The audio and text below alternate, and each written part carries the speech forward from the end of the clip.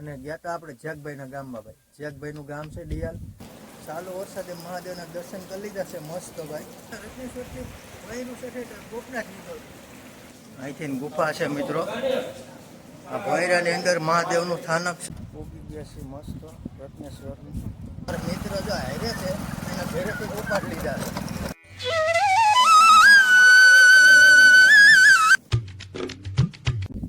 Welcome back to my YouTube channel. સ્વાગત છે તમારા બધાનું આપણા નવા બ્લોગ વિડીયોની અંદર ભાઈ. તો મસ્ત બધાનો બ્લોગ ચાલુ કરી દીધો છે ને વાગી ગયા છે 10.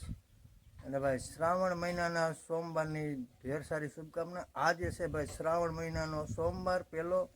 3-4 દિવસ થઈ ગયા છે શ્રાવણ મહિનો ચાલુ થયો અને આજ પહેલો સોમવાર છે. તો મહાદેવના દર્શન કરવા જવાનું છે અને રત્નેશ્વર જવાનું છે. તો રત્નેશ્વર તમને મહાદેવના દર્શન કરાવીશ. તો બ્લોગની અંદર કન્ટિન્યુ બન્યા રહેજો. 10 વાગી ગયા છે. ધીમો ધીમો વરસાદ આવે છે. વરસાદ આવવાની તૈયારીમાં છે. આપણી વાડી છે આ ભાઈ મસ્ત. આમ જો તમે તો 9 કમ્પ્લીટ થઈ ગયા છે ને જવાનું છે રત્નેશ્વર. તો બ્લોગની અંદર કન્ટિન્યુ બન્યા રહેજો. મસ્ત મહાદેવના દર્શન કરવાના છે. અમારે પપ્પુબેનને જો આમ જો અત્યારમાં કામકાજ ચાલુ જ હોય એનું. તો હાલો ભાઈ કન્ટિન્યુ બન્યા રહ્યો. મહાદેવના દર્શન કરતા આવી.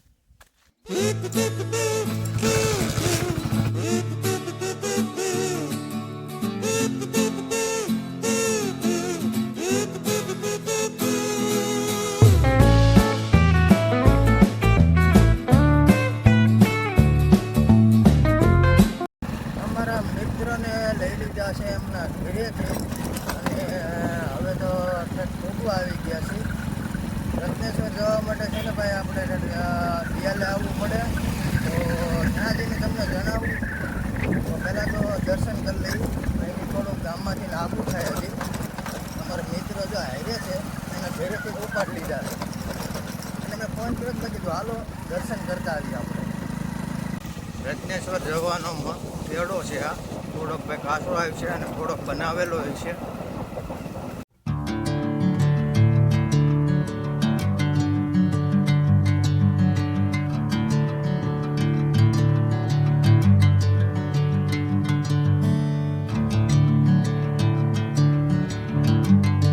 ઉગી ગયા છે મસ્ત રત્નેશ્વર મહાદેવના દર્શન કરવા. દરિયો ભરાઈ ગયેલો છે. દરિયાના કાંઠે જ છે ભાઈ મહાદેવનું મંદિર.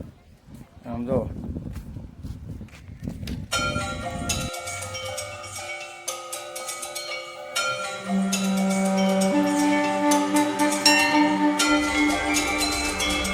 રત્નેશ્વર મહાદેવના દર્શન કરી જશે ભાઈ મસ્ત. દરિયો ભરાઈ ગયો છે અને બાકી આપણે જવાનું હતું અંદર ભૈરામાં મહાદેવના દર્શન કરવા. ત્યાં પણ સ્થાનક છે. તો વરસાદ આવવા માંડ્યો છે ભાઈ મસ્ત ધીમે ધીમે. જો ભાઈ ભક્તો જો તમે બધા કેટલા આવેલા છે. અહીંથી ગુફા છે મિત્રો. અહીંથી જવાનું છે આપણે મહાદેવના દર્શન કરવા. અહીંથી ગુફા છે મિત્રો. આ ભોયરાની અંદર મહાદેવનું સ્થાનક છે. તો અહીંયા આપણે દર્શન કરવાના છે. પણ જય ગિરનારી, જય રત્નેશ્વર મહાદેવ મિત્રો. આમ જુઓ તમે આવા બધા એ થોડુંક ગુફાની અંદર છે ભાઈ. તો ધ્યાન રાખીને હાલવું પડે. અહીંયા દોરડું બાંધેલું છે. તો એવું બધું છે ભાઈ. અંદર હાલ્યા જાય છે. આ માથે જુઓ તમે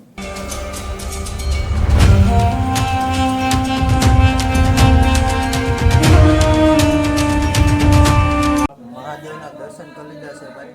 ભોયરાની અંદર જે મહાદેવનું મંદિર છે ને સ્થાપના ત્યાં દર્શન કરી લીધા છે ભાઈ મસ્ત. તમને પણ દર્શન કરાવ્યા છે. તો હવે ભાઈ ધીમે ધીમે બહાર નીકળી. આમ જો અમારે અશોકભાઈ હાલ્યા થાય. થોડુંક ભાઈ છે ને આમ નીચે નમીને હાલવું પડે. આમ જોવો તમે બધા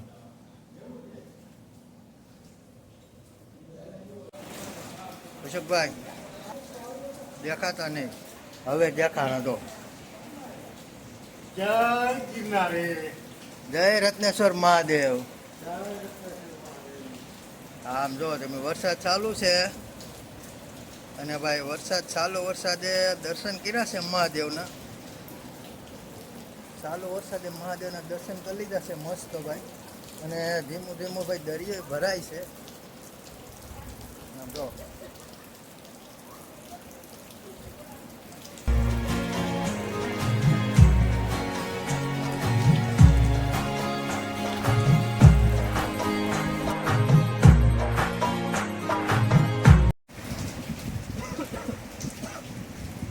રત્નેશ્વર મહાદેવ.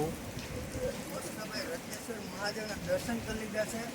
અને અંદર અહીં ભૈરામાં ગયા હતા. આપણે એમ કે દરિયો ભરાઈ ગયો, પણ દરિયો ભરાતો નથી ભાઈ, ધીમે ધીમે ખાલી થાય છે એવું છે. તો મસ્ત દર્શન કરી લીધા છે ભાઈ. અને અહીંયા જ્યાં સુધી છે ભૈરાની અંદર સુધી આ નાળા બાંધેલા છે, એટલે પાણીના સેવાળના લીધે પાણામાં છે ને સેવા જામી ગયો હોય ને એટલે કોઈ પડે નહીં. અને પહેલાંની માન્યતા છે ભાઈ અહીંયા, કારણ કે આઈટીને રત્નેશ્વરથી વહેલું છે એટલે ગોપનાથ નીકળ્યું, એ બધી માન્યતા છે. આપણને જ નથી ખબર. હવે નીકળીએ ધીમે ધીમે બાઈને.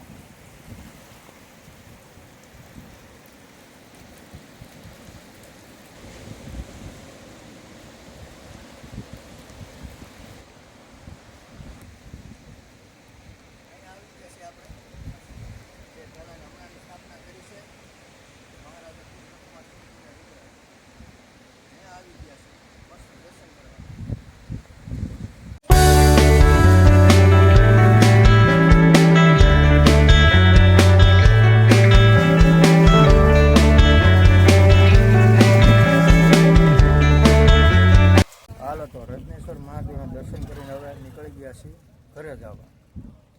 હા હાલો. વરસાદ થોડોક આવે છે હજી, પણ થોડોક ધીમો પડ્યો એટલે નીકળી જાય એમાં કીધું.